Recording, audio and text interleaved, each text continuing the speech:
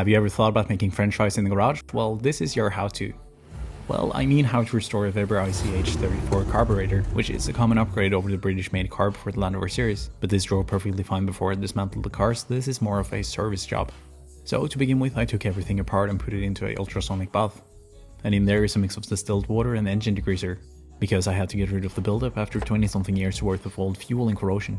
And the ultrasonic bath will do that with a combination of heat, chemicals and, you guessed it, ultrasonic waves. And with everything cleaned, I replaced the sliding pin and barrel for the floating mechanism, followed by new gaskets and seals after making sure that the clearance for the floater was in spec. And at last I installed new diaphragms and finished off the assembly. And the last step is obviously to tune the carburetor, but I won't be able to do that before it goes back onto the car.